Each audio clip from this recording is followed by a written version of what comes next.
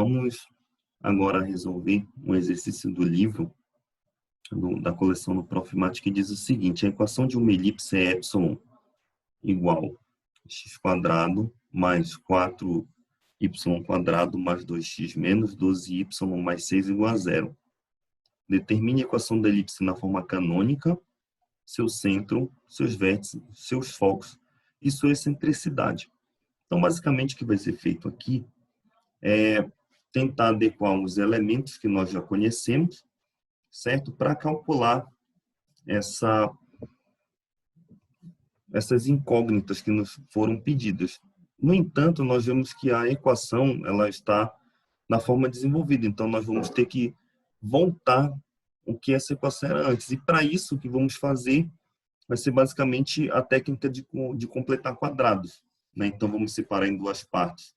Quem tem x, quem tem y, ok? Vamos reunir isso e, basicamente, nós vamos encontrar o que se pede, ok? Então, vamos à resolução.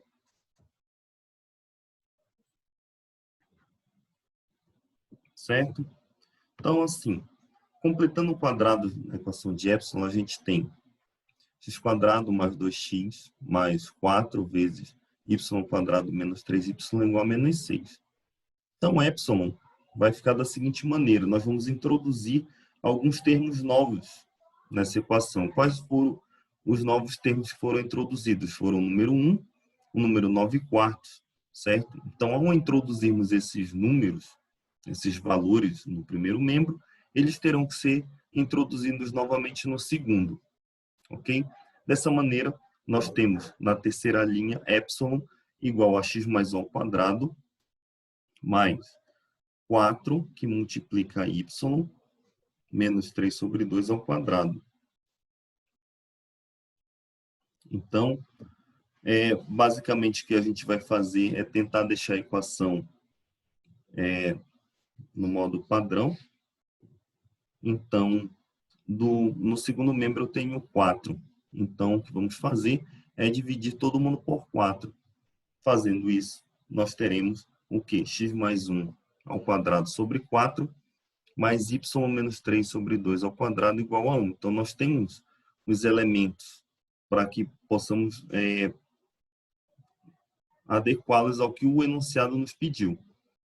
Então, sendo essa última equação a forma canônica de epsilon, então, obtemos que o centro da elipse, né, menos 1 e 3 sobre 2, o A é 2, B é 1.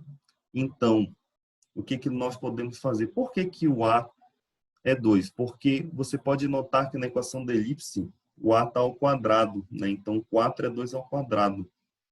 Ok? E embaixo do segundo termo, no primeiro membro, nós temos 1 ao quadrado, que é 1, e ele não aparece, né? Então, esses termos eles estão implícitos. Ok? Então, dessa forma, resolvendo a relação de Pitágoras, né, nós temos c ao quadrado igual a ao quadrado menos b ao quadrado. Isso nos dá 2 ao quadrado menos 1 ao quadrado, que dá 3, ou seja, c é raiz de 3. A reta focal de epsilon é L, sendo y igual a 3 sobre 2, paralela ao eixo OX. A reta não focal é L', com x igual a menos 1, paralela ao eixo OY. Tudo bem? Então, prossigamos. Os focos serão F1 menos 1 e menos raiz de 3 e 3 sobre 2. F2 vai ser menos 1 mais raiz de 3 e 6 sobre 2. Os vértices sobre a reta focal são A1, que são iguais a menos 1, menos 2, né? Que no caso será menos 3 e 3 sobre 2.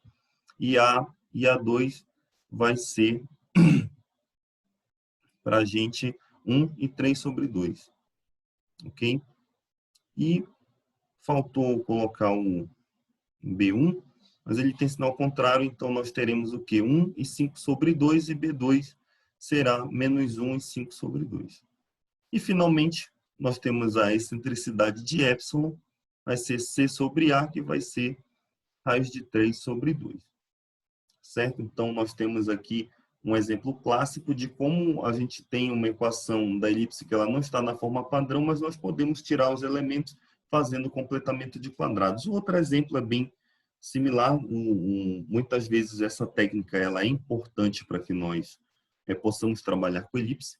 Tá bom? Então, vamos em frente. As regiões determinadas por uma elipse. Então, o que nós temos? Nós temos uma elipse, ela tem uma região interior e uma região exterior, né? Você pode ver que em disciplinas mais avançadas, como análise no RN, a noção topológica que nós temos é a noção de bola. Então, você tem uma bola no espaço, você tem uma região que os pontos que estão dentro de um espaço, no caso que é a bola, você vai ter os pontos interiores e os pontos exteriores.